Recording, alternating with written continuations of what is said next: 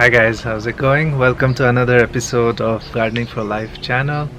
Today we're going to be talking about an ancient practice that has been going on for more than 10,000 years, which is on seed saving. So we're going to be talking a lot about why we do seed saving, what are the best practices, and how do we go about seed saving. We're going to be exploring some of the common vegetation that we have been working with on seed saving as well, and some of the challenges that we have had over the years as well on seed saving, what we have done to also improve on seed germination over time as well. So let's get going, guys. So it just started raining, guys, so I think we're going to take our seed saving inside, but no worries, we have our workbench and all our items. The only items you need are the vegetables we want to save the seeds from, and a clean knife and a spoon. Also, what would be good to have is a paper towel, and I'll tell you why. And as we are doing the seed saving, we're going to talk a little bit about why we are also doing it as well in the process. So let's get started, guys, with the vegetables that we think are great for seed saving and the methods we use as well. So we have a variety of vegetables here. We have the garlic. We have some peppers, bell peppers, a red onion, some variety of tomatoes. This is a fresh cherry tomato we picked from our neighbors. This is from our garden. Some ginger and turmeric, some chives,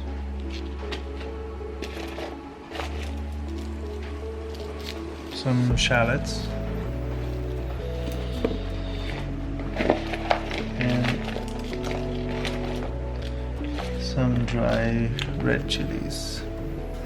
The vegetables that we pick for seed saving, we have to make sure that it's dried, and in most cases we try to pick the most healthy vegetables out of the lot as well. So different methods are used for ensuring that we have the best seeds out of the vegetables. For instance, for the ginger, what we try to do is pick the healthy ginger lot that you can find and ensure that it has a little bit of a knob coming out similar to this, which will essentially become the greens as we put it in the garden. So it goes head first with the knob pointing towards the sun in the soil. It's not completely crucial that we have these knobs for the ginger when we are planting. However, it would help and it would save on the germination time as well. So that's for ginger. Really easy. You put this right in the ground, cover it with about 2 inches of soil, and water it thoroughly, and it's good to go with a germination time of 7 to 10 days. So for the turmeric, it's very similar to what we do with the ginger. You find healthy piece of turmeric, make sure it's dry, and it goes directly in the soil itself. You do not have to worry too much about the direction with the turmeric itself. It will find its way and the greens will come out toward the sun. Extremely great product to put in the soil for growing. And once it's mature, you will see when the greens start to droop on top of the soil, and that could take one harvesting season of about 4 months. That's when it's about ready, and you'll see a bunch of turmeric together that you can harvest as well. For the garlic, also very easy and effective green to grow. What you want to do is find a healthy piece of garlic, any common garlic, organic one that you can find, break it open, and what you want to do is to get these cloves, which will become, each clove is actually one seed, think of it that way. It goes directly in the soil, and what you want to do is make sure that there is at least 2 to 3 inches of soil on top, and the points are facing upwards. So you don't want to put it this way, you want to put it this way. With the onion, similar to the shallot, what you want to do is to make sure, again, it's a healthy onion, and if possible, try to get the one with some root hairs, if possible. If not, not a problem. And all you do is put it in deep soil. So this requires at least 4 to 6 inches of soil on top. The more the better, but not too much. I would say up to 6 inches of soil on top. You push it down with the root hair facing down, and it should come out within 2 weeks as well. So for bell pepper, slightly different method. What you'll see is I have sliced it open, and what we do is we collect the seeds that are inside simply by using a knife or your hands. Here you can see the seeds. You put it on kitchen towel. Let me just show you how that looks. And we leave this to dry for 3 to 4 days. Let the seeds completely dry out, and what you can do is use these seeds to directly sow it in the soil. The other method, which I will talk about, that we do with tomatoes as well, is that we take the paper towel itself, we fold it, spray it gently with water spray, or you can splash water at it.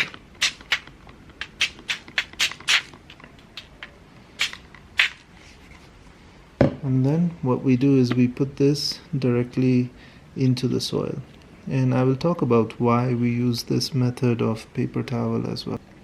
With the shallots, what we want to do is to find healthy organic shallots in the garden, or if you have not yet planted it in the past, what you want to do is from the market find some organic shallots. Make sure that it has greens coming out, ideally.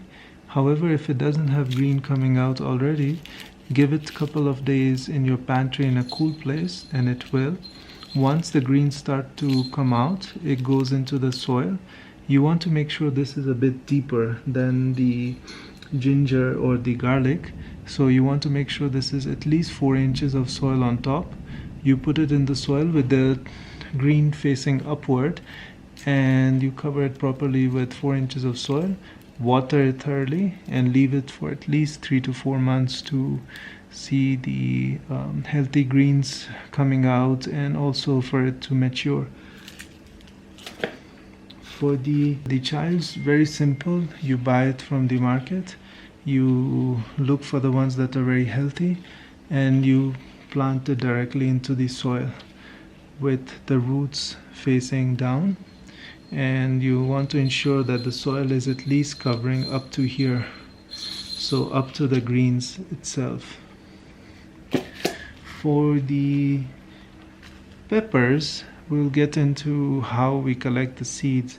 What you want to make sure first is that the peppers that you have collected are completely dry, so you can sun dry them, or you can try to save the peppers that you already have in your pantry and they have dried out over the months. You don't have to throw them out. We never throw out our old peppers. We always try to save the seeds from them. So you grab those old peppers, and what you want to do, we slice it open, and the way we want to slice it open is down the chili, not across. Be careful with the knife when you do this. As you cut it down the chili, you'll see the seeds will come spilling out. So just give it a shake. You'll get the seeds. And now these seeds can be dried further for a few days. We can see at least we have per mature chili about 10 to 12 seeds. These are ready to be dried for a few more days, 2 to 3 days in the sun, and after that we would plant them directly in the soil with around 3 to 4 inches of soil on top. What we want to make sure is that we water it thoroughly after this goes in the ground. That's really key as well, just like with any of the other seeds that we have been talking about.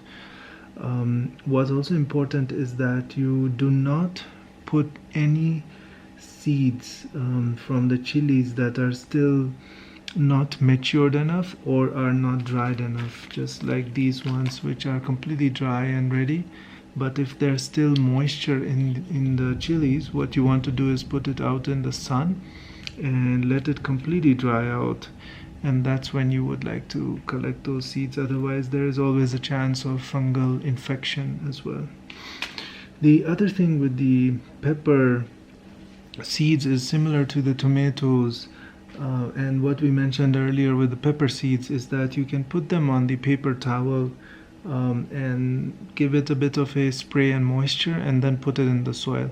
However, not completely necessary with the pepper plants or with the chili plants, but it's optional and it can speed up the germination slightly by a few days. So after that, let's get into the tomatoes. So for the tomatoes, what we want to do is to make sure firstly that the tomato is fully ripe. So this one is not a good one to pick out from the garden for seed saving, but this one is perfect. It has been fully matured just like the cherry tomato, and it's perfect for seed saving. The way we want to do the seed saving for a tomato, there's few different methods that are out there. One is when we are done with the slicing of the tomato, we scoop out the inside just like this, and the rest of it can be saved for cooking itself. So once we scoop out the insides of the tomato, what we want to do is to use a paper towel again, to put it on the paper towel and to really squeeze it. Very simple method, guys. And to get these seeds separated out, as you can see what I've done here, get those seeds a bit separated out from the other mushy stuff inside the plasma. Once you have these seeds separated out, what you want to do is to really dry this out for at least 4 to 5 days until it's completely dried out. And once it's dried out, we simply sow it in the soil directly, or we can use again the paper towel method. Now this is where I want to talk a little bit about why we use the paper towel method as well. So the reason is that the paper towel itself, once it goes into the ground, it helps to also absorb the moisture a little bit better than the exposed seeds themselves, which can dry out if there is especially a drought in your area or you're not able to water it regularly. However, if you put it in the paper towel, it acts as a sponge. It absorbs all the moisture from the soil, and it really helps the seeds to germinate a little bit faster. Now, talking about the other methods of seed saving from tomatoes, there are so many different ways to do this. Some methods also call for, once you scoop out the tomato, just like this, you scoop it out, you have your seeds. What you do with this is to put it in an airtight glass container, and you fill it up with water and you leave it for at least 7 days and you let it ferment.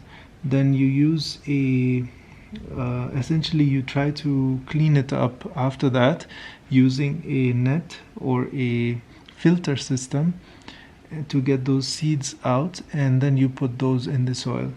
We ourselves don't go for that method. It's incredibly complicated and it doesn't really produce the results that we have been looking for, and that's why we go for the simple method of getting the seeds out, separating them out, leaving them to dry a few days, and to just put them in the ground with a paper towel or directly, and that has produced really great results for us. At the same time, what I want to also talk about a little bit is why we do the seed saving, and we'll do this while we try to get some of the seeds out of this cherry tomato as well. Beautiful. So many seeds, extremely sweet, and this is from our neighbor's garden actually. And so easy, once you just scoop it out, you have all your seeds. You scoop out the seeds and they're ready to be sown after a few days, right in the ground once dry.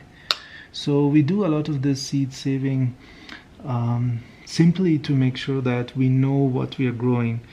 These are the vegetables from our garden. We know the production, we know they are acclimatized to our soil, to our weather here. And these vegetables, once they're acclimatized to our soil, we know that they're also resilient to the pests as well.